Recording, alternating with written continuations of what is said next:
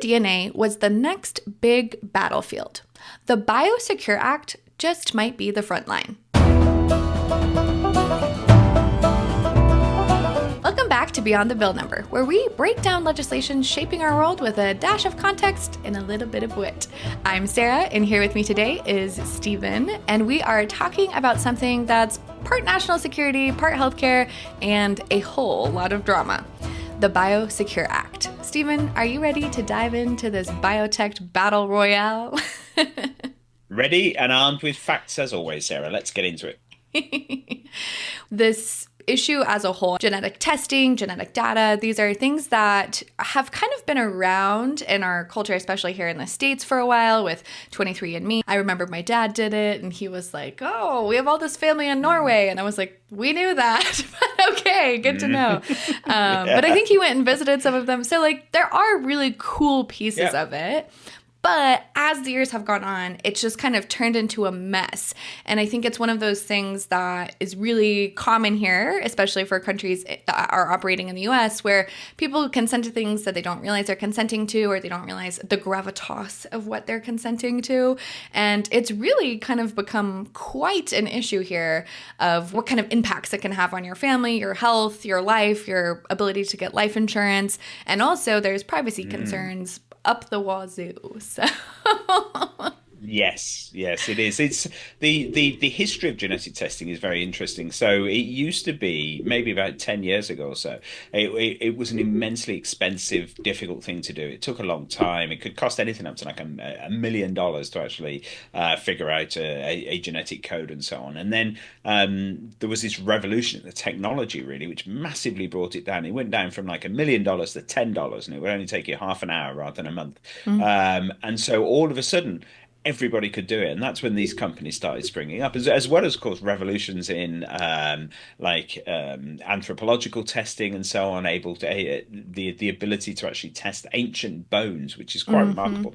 That you could take an ancient bone from hundreds of thousands of years ago and figure out, put together the DNA, and then actually analyze that person, and it's completely revolutionized our understanding of anthropology and the history of the human race and everything as well, which is all very exciting.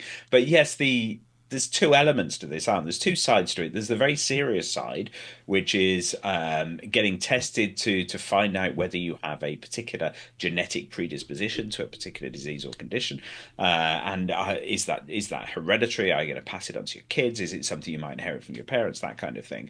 And then, as you say, the more sort of frivolous side of it, which is let's figure out my genetic origins and where I came from and so on. And they both have the very, very different sort of ethical issues and sort of things going on there. But on the more frivolous side, I don't know that much about it. I've certainly never done it, so I've got no idea. I suspect that if I tested my ethnic origins, it would come back as generic white British, basically. I don't have that much exciting in my past. But I remember reading this one book a while ago about this, which was written by a geneticist who was extremely disparaging about these and saying that the methodology they use to actually figure this out is entirely spurious. And they're not really telling you anything that's particularly interesting. I can't remember exactly what it was, but it's basically that all they're doing is they're comparing your DNA broadly to a database of other DNA, and then saying, okay, so people in Scandinavia tend to have this kind of thing, so therefore you're probably 12% Scandinavian. But it's all it's not very scientific. It's not very, sort of rigorous. Well, and what's interesting is I feel like so much stuff here starts as this kind of fun thing. I remember when it first came out, everybody was so excited about it. And, you know, there was obviously all the drama of like, oh, your dad's not really your dad, or you have 5, you know, half siblings floating around out there, stuff like that, which was kind of that drama. And that obviously outed people. And there was people that, you know, didn't consent to being tracked like that. But here we are. And then I feel like as time has gone by, we've seen really interesting things. The origins of this and anthropological testing, there's so many cases where they're like, wow, DNA testing made us identify this Jane Doe from 50 years ago. There was just a case like that in Colorado, I think in the last few months. And there's also people like the Golden Gate Killer got caught, and, you know, it's a really old man at the end of his life. If you hadn't have had this testing, the guy probably would have never been caught for, you know, all the atrocities. But then when all those stories started coming out, people were like, wait, whose DNA are they testing and how are they getting access to this? Yes, And that's when I feel like exactly. things kind of started unwinding a little bit. And then after that, I was hearing about how you have to be really careful when you decide to get this testing because these companies are selling your genetic data to third parties. And oh, hey, life insurance companies were like, oh, it'd be really good to know if somebody is going to have MS or is likely to have MS, and we can deny them or hike their deductibles up or whatever it is. And so then people started getting really high deductibles or denied for life insurance because of genetic data that these companies had access to that these people obviously did not want them to have access to. And so it's a pretty big mess. It is. I mean, so 23andMe is one of like these companies, and really the front runner, the really big sort of poster child for this movement. There was a massive company going stratospheric. Its stock price soaring just a few years ago, and now it's on its knees and it's on its way out really. And the reasons for that are manifold, but certainly those privacy concerns that you mentioned are forefront here. Now, it's important to know, of course, that the company itself, 23andMe, say that that's all nonsense, that it protects your data and that it's all confidential and so on. But you do worry because one of the reasons the company's failing is it doesn't really have a good business model. It takes a little bit of money from you when you do that, but there's no real comeback to it. And I think one of the things that they aim to do was to take all of this genetic data they gathered, anonymize it, very clear that it will all be anonymous, but then use it for medical research because obviously Yes. they have one of the world's largest databases of genetic material there that can be used. But it's difficult to make money out of that, and it's a very long-term thing. So yes, maybe in 20 years' time they'll start making money out of it, but they're not at the moment. So they are really Right. struggling. But I think fewer people are using it now because of these concerns about handing over your genetic data and where is it going and how is it going to be used, and particularly when it comes to insurance, medical insurance or life insurance and so on. That's a genuine concern, isn't it? I mean, there's also if you look at the more serious side of it, there's more sort of esoteric ethical issues, such as if a doctor comes to you and says, well, at some point in your life you have a particular predisposition for this particular disease, you may well want to know that so that you can set your lifestyle up to sort of mitigate against it, look out for warning signs and things. But on the other hand, you then have to go through your whole life worrying about whether you're going to get this horrible disease. So is it better not to know? And obviously Right. beforehand you don't really know whether you'd like to know or not because you don't know. So yeah, Right. it's It's also like, are you going to just go blow it all? I don't know if you've ever seen the movie Last Holiday with Queen Latifah, but she falls at work and the machine that scans her brain has an issue and she gets diagnosed with a life-ending tumor, but she's actually totally fine. And she goes right. to the Swiss Alps and does all this stuff. It's one of my favorite movies because I love Queen Latifah. And then, it all Yeah, turns out yeah. good and Ice Cube is her boyfriend and, you're like, this is what I need. But the other thing I was going to say too is even if everything that they're doing is above board, when you truly anonymize things, it can't be truly anonymized because there has to be some database somewhere that maintains that mapping of that data is yours because you care about that. You care about what your data is. And there's attacks, there's breaches, there's all these things. Even if Exactly. everything wasn't hokey, there's still hokey stuff that happens and it happens every day. Exactly. Do you trust them that their security is good enough? And is any security really good enough these Exactly. days? Yeah. Exactly. And I feel like that is a pretty good precursor into what we're talking about today, which is who owns genetic data? What do we do with it? How are there all these issues all over the place with it? And where Yeah. does China come in here, apparently? Because China comes in everywhere, doesn't it? Yeah. Oh, it does. Okay, well, so let's talk about the Biosecure Act, which is obviously Congress's latest attempt to actually sort of dip its toes into this field, really, and start thinking about sort of genetic information and whether it's secure or not. So the Biosecure Act, or HR 8333, is the US's latest move to counter Chinese influence in the biotechnology sector. So it's a bipartisan bill. spearheaded by two representatives, Brad Wenstrup and Raja Krishnamurthy, and it aims to protect American patient data and national security. So just the kind of things that we've been talking about, really. Essentially, the bill says federal dollars shouldn't go to biotech companies who are deemed to be security risks, and that's especially those that have ties to foreign adversaries, as they're called, such as China. Okay, so it's a firewall for federal funds.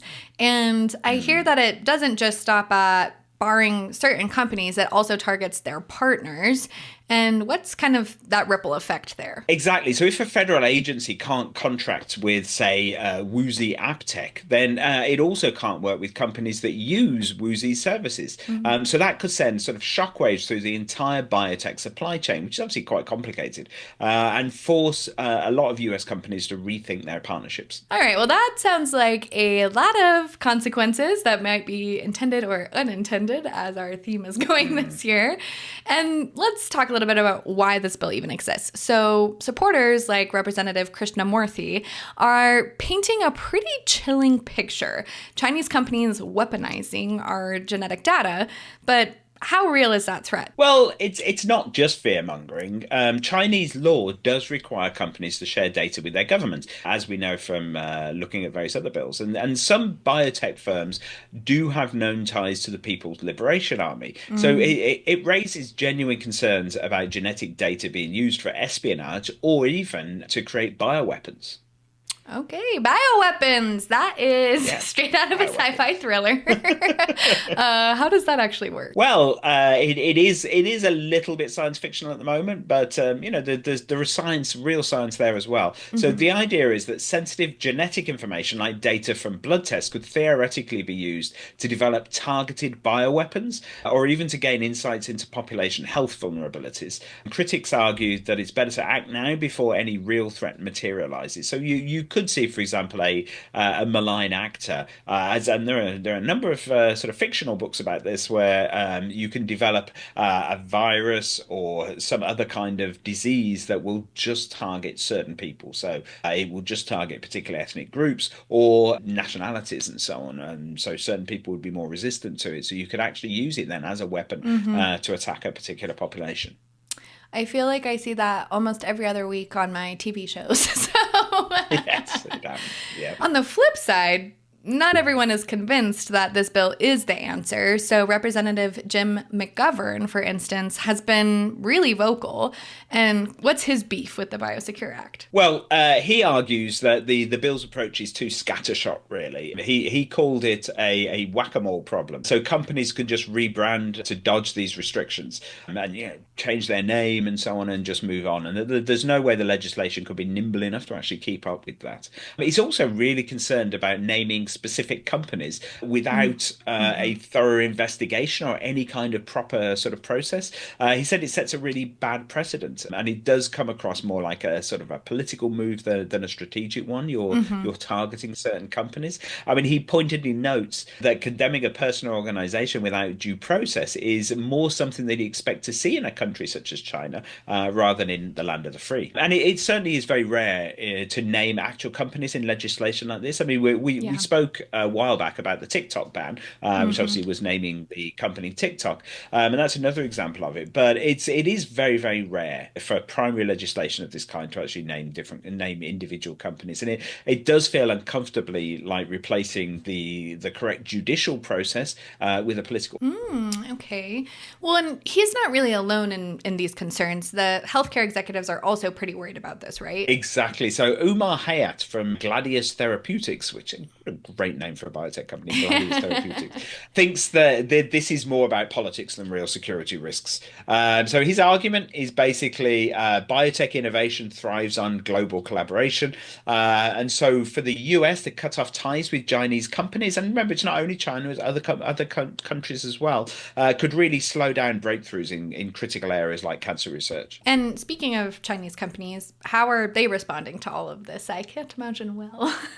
No, they're not particularly chuffed. I think it's fair to say. So one of the companies targeted by the bill is BGI, and they push back really hard, saying they don't even handle personal patient data in the US. Their COVID-19 test, for example, just analyzed viral RNA and not human DNA. So they're framing this as a misunderstanding blown out of all proportion and feel that they're probably being a little bit victimized purely because they have connections with China. That's interesting. So they're essentially saying, hey, we're not the bad guys here. But do you think that argument holds water? How do we even know that? Well, it's complicated. I mean, it does seem at the moment that they're probably not doing anything malign or nefarious. But while they might not be accessing US patient data now, the concern is what could happen in the future, given China's legal system. So critics argue that it's better to err on the side of caution. Okay, so let's zoom out a little bit. This isn't just about specific companies, even though it definitely is a little bit targeted. It's also about this bigger picture of US-China relations and the future of biotech. What are the broader implications if this bill does become a law? Well, for starters, we'd likely see a major reshuffling of pharmaceutical supply chains. So countries like India and Ireland could become the new hubs for manufacturing. But there's a trade-off. Disruption to the pipeline could delay drug development and increase costs. And let's not forget that the pharmaceutical industry is massive and increasing all the time. And that this idea of the cutting edge research, developing the treatments of the future is absolutely crucial. And the US is a major player, as it is in many fields, but a major player in this field. So sort of ceding that control to other countries, particularly countries like China, does seem a little bit dangerous. And what about the scientific collaboration piece of this? That seems like kind of a big piece. Well, absolutely. And it's the literally a billion-dollar question, really.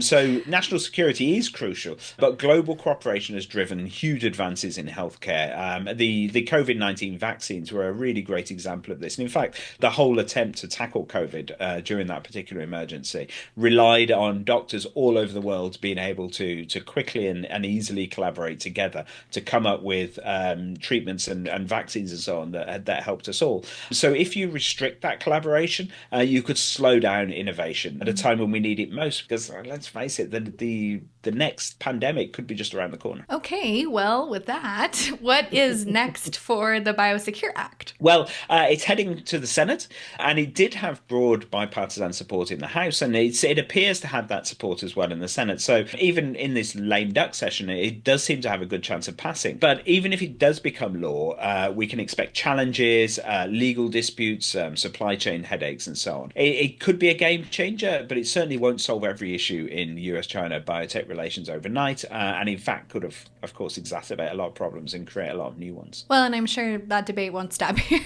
The balance between security, scientific process, general humanity is something that we're going to be grappling with for years and years to come. Absolutely. Well said, Sarah. So that's all we've got for today then. So thanks for joining us on Beyond the Bill Number.